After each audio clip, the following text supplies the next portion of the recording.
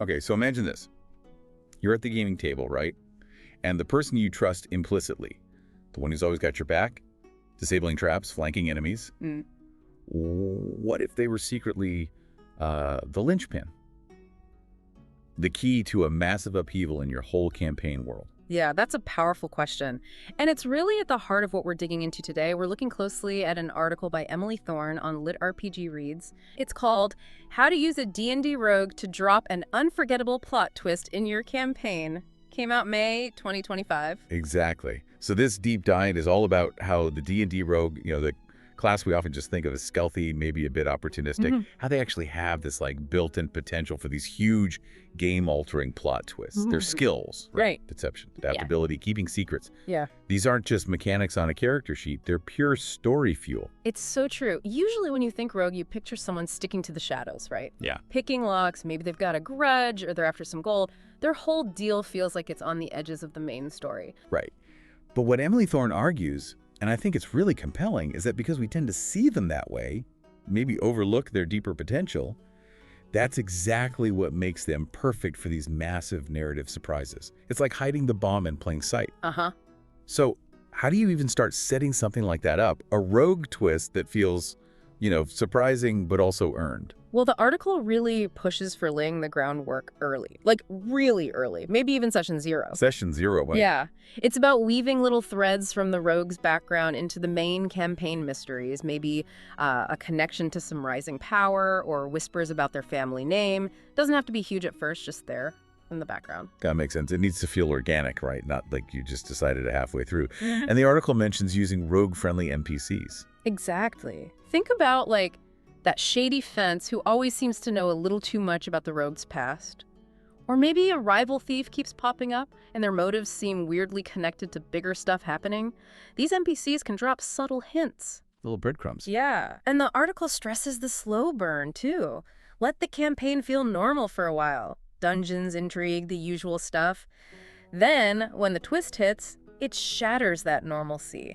That contrast makes it way more impactful, makes everyone rethink things. Okay, but here's a tricky bit the article brings up. Do you let the rogue player in on the secret? Yeah, that's a big one. There are pros and cons either way, right? Depends on your group, what kind of experience you want. If the player knows, imagine the role-playing potential. They're living this double life. Totally. But if you keep the player in the dark, just like everyone else, that moment of reveal, when everyone finds out together, including the rogue player, that can be unforgettable. Oh yeah, that shared shock. Right.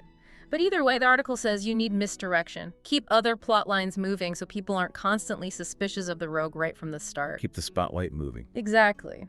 Which leads us to, okay, what kind of twists are we even talking about here? What's the scale? Well, the core idea, according to the article, is that the rogue isn't just who they seem. They have a hidden identity or maybe a secret purpose that can totally flip the campaign on its head. We're not talking finding a hidden stash of gold. We're talking like fundamental shifts. And the examples Thorne gives are pretty wild. It goes way beyond the classic, secretly royalty thing, though that's definitely an option, the hidden heir. A classic for a reason. Sure, but think about this. A sleeper agent. The rogue doesn't even know they have a hidden mission until it's activated. Whoa, okay. Or a time traveler, hiding in plain sight, subtly nudging events. Right. Or maybe the rogue is actually the reincarnation of some forgotten god just walking around unaware. Talk about an epic pivot for the story. These aren't just backstory details. They can reshape everything. So the reveal itself needs to be handled carefully. The pacing, the drama. Yeah, the article advises against just blurting it out. You got to build suspense, maybe recurring symbols, weird omens only the rogue notices, or certain NPCs acting strangely around them. Little things that build tension. And the reveal moment needs weight, like maybe deciphering a coded letter or an artifact suddenly reacting to the rogue, or even a big confrontation when the mask finally slips. It should feel like an event. Absolutely. And crucially, Thorne emphasizes it has to feel earned.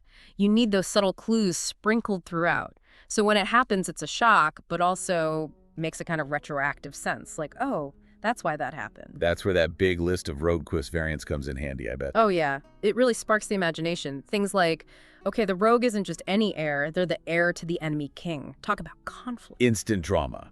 Or the sleeper agent idea, but they're working for some, monstrous cult without knowing it, raises huge questions about free will. And it keeps going. Survivor of a magical experiment gone wrong. Reincarnation of a god, maybe with powers slowly waking up. Or, get this, secretly the child of the main campaign villain. Oof, that's heavy. Personal stakes cranked to 11. Then there's the time traveler, like you mentioned. A former leader of a powerful thieves guild, still pulling strings. The avatar of a trickster god, causing chaos. So many angles. Or even more fantastical stuff. A dragon polymorphed into human form. A cursed immortal hiding centuries of secrets. An agent for some distant, maybe hostile empire. Or someone from a hidden magical bloodline, with a destiny attached. It gets into really interesting psychological territory too, right? Like a clone with memories slowly coming back. Or maybe they're hosting a sentient artifact that has its own agenda. Mm-hmm. Or a spy, but not for the rebels, for the ruling council they thought they were fighting against. Or the really unsettling one, a doppelganger, who replaced the original person and maybe doesn't even know it themselves. That's mind-bending. And then there are twists tied into factions and mysteries, like a secret informant for rebels, or an escaped experiment from some wizard's unethical lab. Or maybe they just unknowingly carry a vital prophecy. Yeah, any one of those could completely change the game's direction, how the players see their own party member. Okay, so the bomb drops, the secret's out. What happens next? The fallout must be huge. Right, and the article spends good time on that, planning for the fallout. Because the reveal is just the beginning. Player reactions are going to be all over the place, suspicion, maybe disbelief, empathy, maybe even feeling betrayed. And the DM's job isn't to control that reaction, right? Exactly. The DM needs to kind of step back, let the players process it, let that uncertainty hang in the air. You got to facilitate, not dictate. Makes sense. The paladin's going to react way differently than a cynical wizard, probably. Totally. And this kind of thing can forge weird new alliances, maybe based on the secret, or fracture the party completely. Old loyalties get tested. Plus, the whole campaign's stakes might need adjusting. If the robe is suddenly super important or dangerous, the challenges have to scale up, right? Which means the DM needs to be ready. Like, have some branching ideas, maybe NPCs ready to step in to help or complicate things further. Yeah, the article mentions having contingency plans. It even has this Fallout outcomes table as an example. Like, if the twist is hidden royal heir, the table suggests the reaction might be shock, then curiosity, leading to political intrigue quests. And the DM prep needed would be knowing the kingdom's politics, the noble families, that kind of thing. That's super practical. So it's about guiding the story after the twist, letting player choices really matter in how things unfold. Mm-hmm. It leads right into this other cool idea in the article, thinking of rogue skills as narrative weapons. Oh, I like the sound of that. Yeah, it's about reframing their abilities. They're not just for combat or sneaking. They can be part of the twist itself, or how the consequences play out. Okay, give me an example, like cunning action. Right, so cunning action isn't just dodging an attack. Maybe it represents how the rogue has spent their life dodging scrutiny, slipping away from uncomfortable truths about their past. Adds a whole layer, doesn't it? Yeah, it totally does. What about thieves' cant? Beyond just secret messages, maybe it's the key to understanding a hidden network tied to their secret identity. Or the language crucial clues are delivered in. Even sneak attack could be seen metaphorically, the rogue's ability to destabilize things with one sudden move or revelation. The article has a list for this too, right? Reimagining the skills. It does. Like, insight isn't just reading people, it's subtly guiding the party based on the rogue's hidden knowledge. Deception isn't just lying to a guard, it's maintaining a whole false identity, a complex cover story. Stealth becomes more than just hiding. It's about being unseen during critical background events that shape the plot. Investigation isn't just finding clues, it's uncovering or maybe hiding truths about their own secret. Sleight of hand could be used to plant evidence, maybe? Exactly. Or subtly sabotage things. Persuasion isn't just fast talk, it's maybe turning old enemies into allies once the truth is out. Alertness might mean they're hyper-aware of dangers related to their secret.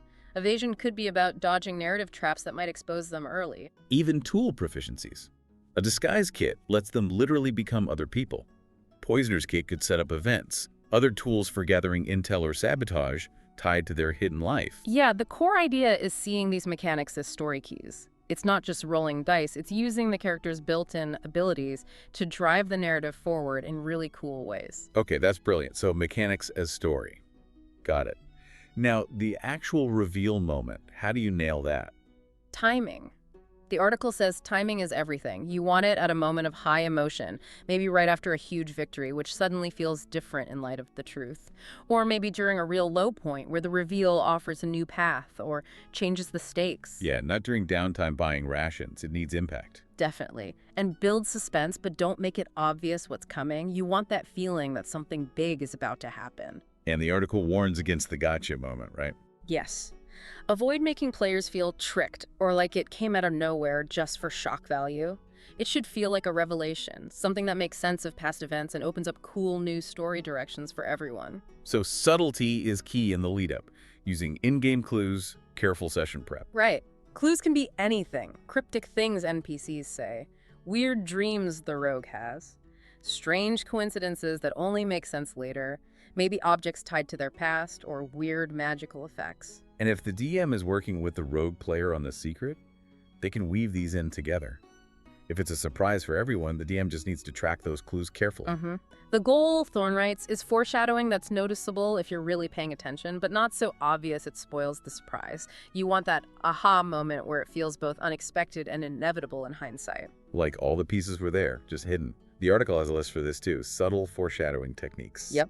Things like NPCs using weird titles for the rogue or acting deferential, the rogue having memory gaps, deities making cryptic remarks, recurring dreams, objects with strange symbols. Also, enemies hesitating before attacking the rogue. Secret messages only the rogue sees. Weird magic resistances. Shared histories with NPCs that don't quite add up. All of those, plus like letters from mysterious senders, oddities and background checks, the rogue having resources or knowledge they shouldn't, little things that make you go, And the article points out, when players do notice these things and start guessing, that actually makes the final reveal better. It rewards their engagement. Totally. It validates their attention to detail, makes them feel smart for picking up on it. The reveal becomes less of a shock out of the blue and more of a confirmation, a satisfying click. So these success stories the article mentions probably illustrate all this perfectly. Yeah, they really bring it home. There's one about a rogue revealed as the disinherited son of a pirate king. Suddenly, boom, personal stakes, new goals. And the Warforged rogue, who's actually a reincarnated god, that shifts the whole campaign scale, right? Yeah. From dungeons to divine politics. Absolutely. Or the one about the doppelganger rogue in an urban setting. Imagine the paranoia, the trust issues that creates within the party. That sounds intense. And the time-traveling rogue whose reveal forces everyone to deal with potential paradoxes. The article even has a table showing different campaigns, the reveal moment, and how it changed the party and story. Really useful examples. It sounds like the main point with these stories is that the best twists feel like they grow out of the existing characters and story. They're surprising, sure, but they enrich what's already there. Exactly. It's about deepening the world, challenging assumptions, and inviting the players to help shape where the story goes next. It's collaborative. Okay, so wrapping this up, the big takeaway really seems to be, don't underestimate your rogue. They're not just about sneaking and stabbing. They have this incredible, often untapped potential to be the catalyst for major, unforgettable narrative moments. For sure. And genuine surprise comes from careful storytelling, not just random shocks. The article really champions either collaborating with the player or being meticulous with your secrets and foreshadowing so the reveal lands perfectly. Unexpected, yet inevitable. And it always comes back to trusting your players, respecting their agency, let them react, let their choices drive what happens next. The mechanics matter, yeah, but it's the characters' hidden depths, the story behind the secret, that really powers these unforgettable campaign moments. It's about creating those moments at the table, you know, the gasps, the sudden theories flying around, that feeling of, whoa, where do we go now? That's what makes TTRPG special, and the rogue can absolutely be the spark for that. Totally agree. This was a fantastic deep dive. Huge thanks to Emily Thorne for the article on LitRPG Reads. Really thought-provoking stuff. And of course, a shout out to Paul Bella, fine fellow. Indeed. So now we want to hear from you listening. What are your experiences? Have you seen a rogue twist used effectively? Or maybe you have ideas brewing. Let us know in the comments. Yeah, definitely share. And here's something to think about now that you've considered all this hidden potential, this power lurking in the shadows.